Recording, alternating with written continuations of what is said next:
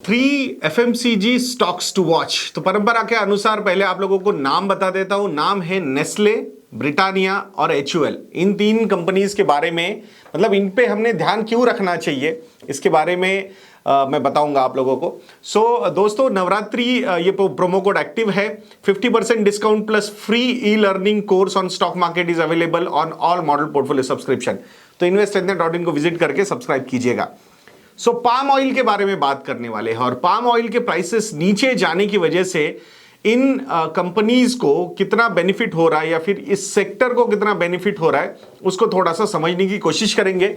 And overall FMCG sector specifically those companies जो बहुत ही dominant players है इस इंडस्ट्री की, उनको कैसे बेनिफिट मिलता है विथ राइजिंग प्राइसेस। एक बार प्राइस बढ़ जाता है, मार्जिन्स थोड़े से खराब हो जाते हैं, फिर वो पूरी साइकिल में आपको समझाऊंगा।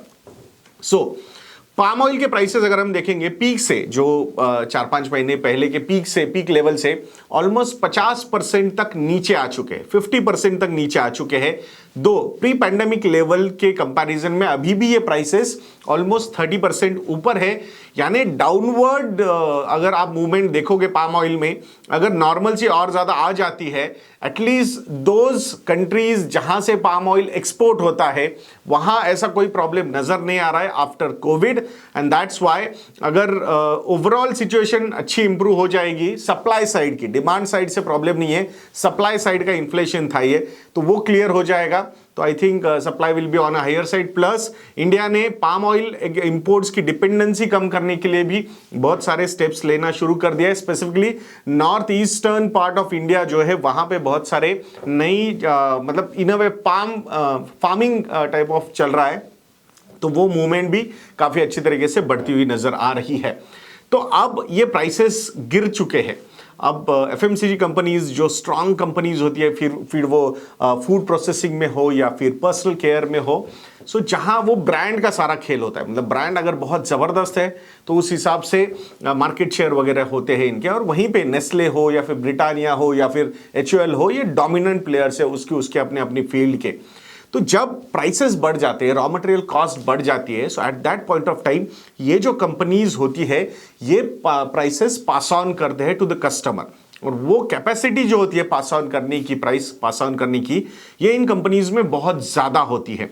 और यही वो मौका होता है जब वो मार्केट शेयर भी गेन करते हैं। तो इनिशियली जब रॉ मटेरियल के कॉस्ट ऊपर चले जाते हैं, eight that point of time जो छोटे प्लेयर्स होते हैं, जो कम मार्जिन पे काम करते हैं, ज्यादा एड स्पेंड वगैरह नहीं करते, ब्रांड उनके इतने स्ट्रांग नहीं होते हैं, मेजरली प्राइसिंग पे खेल के उन्होंने मार्केट शेयर अपना रखा होता है या फिर लिया होता है।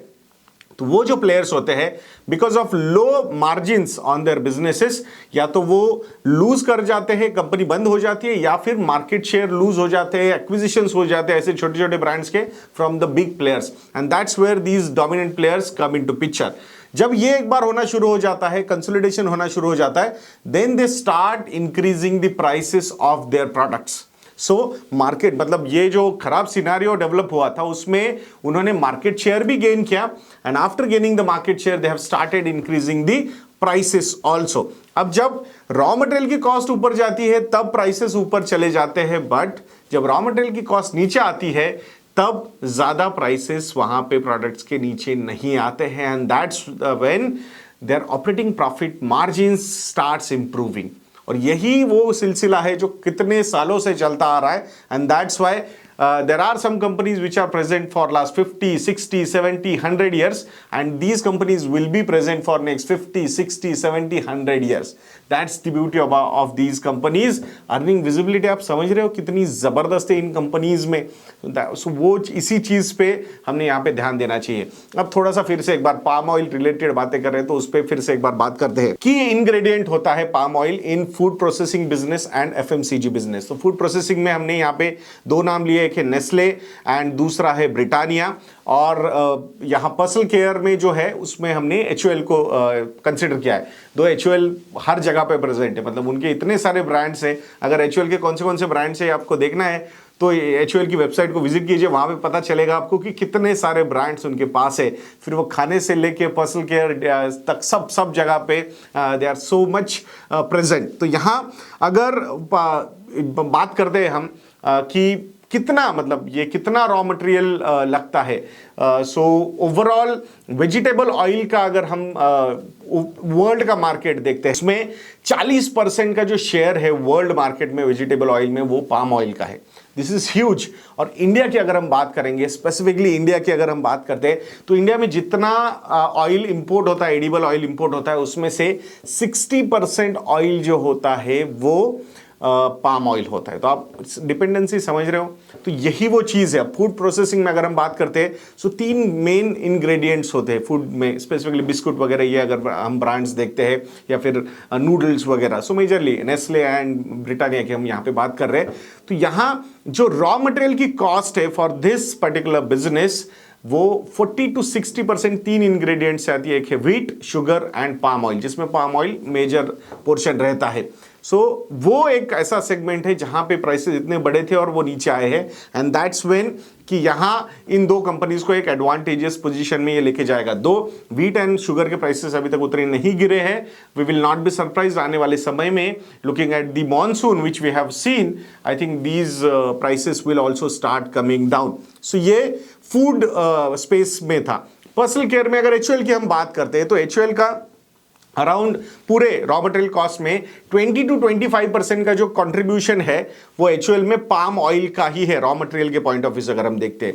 सो वो भी, और हमने देखा है रिसेंटली कैसे एचयूएल ने प्राइसेस बढ़ाए हैं, तो वो सारे फैक्टर्स देखेंगे तो एचयूएल एक ऐसी कंपनी है जिसको भी यहाँ बेनिफिट मिल सकता है। अंडरस्टैंडिंग समझना बहुत जरूरी है यहाँ, अंडरस्टैंडिंग होना इस पर्टिकुलर प्रोसेस का, कि कैसे रॉ मटेरियल कॉस्ट ऊपर जाती है तो वो they start gaining the market share, after gaining the market share they start improving their margins, once the raw material cost starts going down, so फिर वहां से और ऑपरेटिंग प्रॉफिट मार्जिन उनके बढ़ जाते। तो ये साइकिल हमेशा चलती है, and that's how they become the dominant players. So इसीलिए ये 3 स्टॉक्स है, Nestle, then Britannia and HUL. From the long term point of view, these companies should be on your radar. If you want to know कि कौन सी वो companies है हमारे model portfolios में, तो investornet.in को विजिट करके नवरात्रि प्रोमो कोड यूज करके 50% का discount plus free learning course subscribe करना मत भूलिएगा दोस्तों। एंड इन्वेस्ट नाउ का बटन भी अब एक्टिव हो चुका है, तो वहां से आप इन्वेस्टमेंट्स भी कर सकते हो। मेरे साथ अगर आपको आधे घंटे का पर्सनल सेशन लेना है 1-on-1 रिगार्डिंग ओवरऑल मतलब डिस्कशन करने के लिए, तो वो भी अवेलेबल है हमारे रिलेशनशिप सेल से। आप कांटेक्ट करके वो सेशन 1-on-1 है, तो जूम में रहेगा वो, you can book that session. तो आशा करता हूं आप जरूर investornet.in को विजिट करके हमारे रिसर्च सब्सक्रिप्शन को सब्सक्राइब करोगे। सो नेक्स्ट वीडियो तक के लिए मुझे आज्ञा दीजिए दोस्तों। जय हिंद।